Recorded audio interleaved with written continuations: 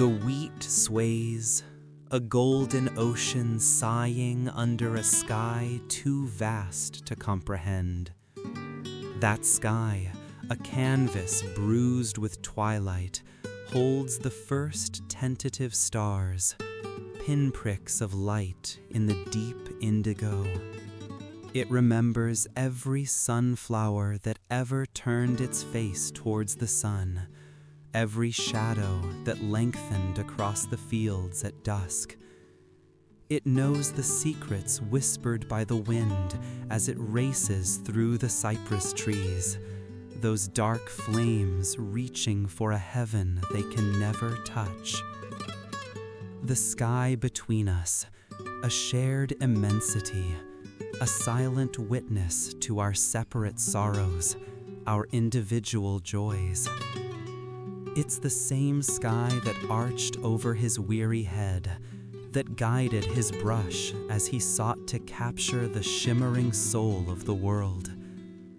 Did he see, in those whirling galaxies, a reflection of his own tumultuous heart? Did he find solace in the ordered chaos of the cosmos? A reason for the suffering that plagued him. I imagine him standing there, in the field, the air thick with the scent of earth and impending rain, his eyes burning with a feverish intensity, absorbing every nuance of color, every subtle shift in light. He wasn't merely painting what he saw, he was painting what he felt. The loneliness, the yearning, the desperate search for connection. A single crow calls out, its harsh cry echoing across the empty expanse. A reminder of the vastness, the indifference of the universe. And yet, within that indifference, there is also a profound beauty. A beauty born of resilience, of the enduring power of life to find its way, even in the harshest conditions. He saw that beauty, even in the gnarled branches of an olive tree, in the worn face of a peasant woman, in the humble dignity of a pair of old boots.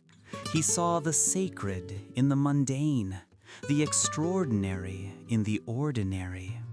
He understood that true art wasn't about replicating reality, but about revealing its hidden essence.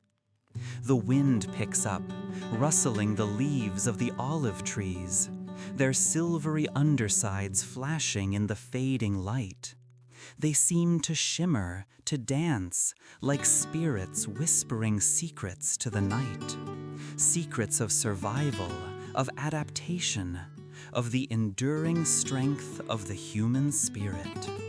He painted the night not as a void, but as a living, breathing entity, pulsating with energy and light. He filled it with stars that blazed like miniature suns, with swirling clouds that seemed to writhe and twist with an inner life of their own.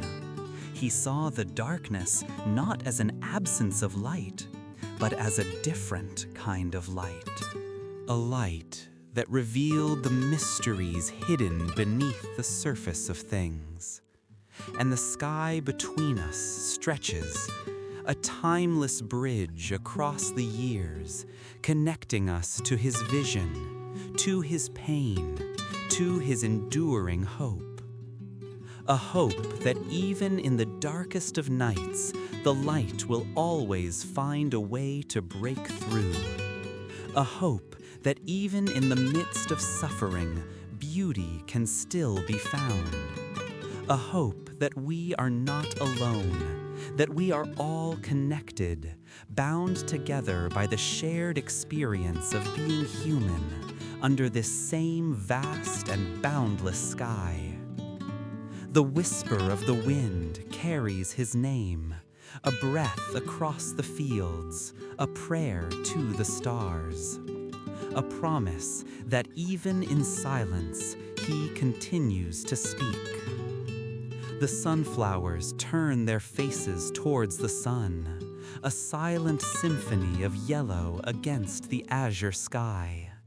Each petal a brushstroke, each seed a universe unto itself. They stand tall, proud, defiant in their beauty, a testament to the power of light and life. He saw them not just as flowers, but as symbols of hope, of resilience, of the unwavering pursuit of joy. They soak up the sun's rays, storing them within their golden hearts, ready to bloom again and again, even after the darkest nights. And we too can learn from the sunflowers, to turn our faces towards the light, to embrace the warmth and beauty that surrounds us, even in the midst of sorrow. The fields of wheat ripple in the wind, like waves on a golden sea, a sea of abundance, of sustenance, of the promise of a harvest to come.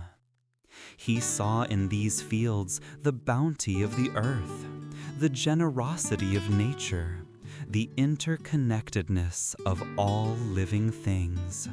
He painted them with a vibrant energy, a sense of movement and life that seemed to pulsate from the canvas. And we too are part of this cycle, this endless dance of life and death, of sowing and reaping. We are the seeds that fall to the earth, the stalks that grow towards the sun, the harvest that nourishes and sustains. The stars begin to emerge, one by one, like diamonds scattered across a velvet cloth. They twinkle and shimmer, distant and yet somehow intimately connected to us. He saw in these stars a reflection of the divine, a glimpse into the infinite mysteries of the universe. He painted them with a swirling, vibrant energy, as if the cosmos itself were a living, breathing entity. And we too are made of stardust, particles of ancient suns, woven into the fabric of the universe. We are part of something vast and incomprehensible, something beautiful and awe-inspiring. The cypress trees stand tall and dark against the horizon, like silent sentinels guarding the gateway to another world. He saw in these trees a symbol of death and mourning, but also of eternal life, of the enduring spirit that transcends the boundaries of time and space. He painted them with a somber beauty, a sense of longing and resignation, but also with a hint of hope, a belief in the possibility of redemption. And we too must face the inevitability of death, the fragility of life, the impermanence of all things. But we can also find solace in the beauty of the natural world, in the enduring power of love, in the knowledge that we are all part of something larger than ourselves. The church at Auvers stands alone in the field, its steeple reaching towards the heavens. He saw in this church a symbol of faith, of community, of the human desire for meaning and purpose. He painted it with a stark simplicity, a sense of isolation and vulnerability, but also with a hint of hope, a belief in the possibility of grace. And we too search for meaning in our lives, for connection to something greater than ourselves, for a sense of belonging in this vast and complex world. We seek solace in faith, in community, in the shared experience of being human.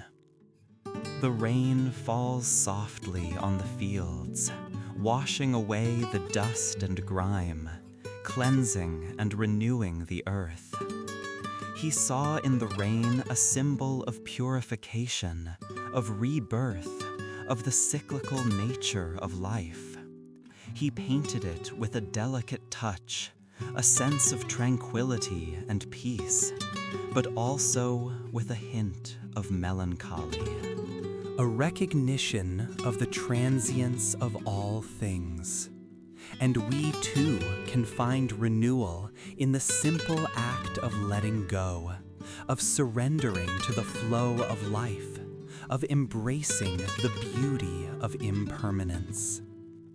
The silence deepens, broken only by the whisper of the wind and the chirping of crickets. A silence that is not empty, but full, pregnant with meaning, waiting to be heard. A silence that allows us to connect with our innermost selves, to listen to the whispers of our own souls. A silence that brings us closer to the divine, to the source of all creation. He heard this silence. He felt it in his bones. He painted it with his heart. And we too can find solace and inspiration in the silence, in the quiet moments of contemplation, in the stillness of our own being. And in that silence, he found his voice. Not a voice of words, but a voice of colors, of textures, of light and shadow. A voice that spoke directly to the soul, bypassing the limitations of language. A voice that transcended time and space, connecting him to us, to all who have ever felt the beauty and the pain of existence. He painted his soul onto the canvas, raw and unfiltered, vulnerable and exposed. He didn't try to hide his flaws, his insecurities, his doubts. He embraced them, recognizing them as an integral part of his humanity. And in doing so, he gave us permission to embrace our own flaws, to accept ourselves as we are, imperfections and all. The crows fly overhead, their black wings silhouetted against the twilight sky. He saw in these crows a symbol of death, of decay, of the inevitable end of all things. But he also saw a symbol of freedom, of wildness, of the untamed spirit of nature. He painted them with a stark realism, a sense of foreboding and unease, but also with a hint of admiration, a recognition of their inherent beauty. And we too must confront the reality of death, must acknowledge the impermanence of life, must find a way to reconcile ourselves with the inevitable. But we can also find inspiration in the wildness of nature, in the freedom of the open sky, in the resilience of the human spirit. The wheat fields sway in the breeze, their golden heads nodding in unison. He saw in these fields a symbol of abundance, of fertility, of the life-giving power of nature. He painted them with a vibrant energy, a sense of joy and gratitude, but also with a hint of anxiety, a recognition of the fragility of life. And we too can appreciate the abundance of the world around us, can be grateful for the simple gifts of nature, can find sustenance in the beauty of the earth. But we must also be mindful of the fragility of life must protect and preserve the natural world, must ensure that future generations can enjoy the same bounty that we do. The sun sets on the horizon, painting the sky with fiery hues of orange, red, and purple. He saw in the sunset a symbol of hope, of renewal, of the promise of a new day. He painted it with a passionate intensity, a sense of awe and wonder, but also with a hint of melancholy, a recognition of the fleeting nature of beauty. And we too can find inspiration in the sunset, can be filled with hope for the future, can marvel at the beauty of the natural world. But we must also remember that all things must pass, that beauty is ephemeral, that life is a precious and fragile gift. The sky between us remains, a vast and boundless expanse, filled with stars and galaxies, with mysteries and wonders. He painted this sky not as a distant and unattainable realm, but as an integral part of our own being, as a reflection of our inner selves. He saw in the stars a symbol of hope, of guidance, of the light that shines within each of us. He painted them with a childlike wonder, a sense of awe and reverence, but also with a hint of sadness, a recognition of the loneliness of the human condition. And we too can look to the stars for inspiration, can find guidance in their light, can connect with the vastness of the universe. But we must also remember that we are not alone, that we are all connected, bound together by the shared experience of being human under this same infinite sky. The night deepens, the stars shine brighter, the silence grows more profound. He is gone, but his art remains, a testament to the enduring power of the human spirit, a beacon of light in the darkness. And we, his inheritors, carry his legacy forward, sharing his vision with the world, keeping his memory alive. We walk through the fields of his soul, feeling his presence in the wind, in the trees, in the stars.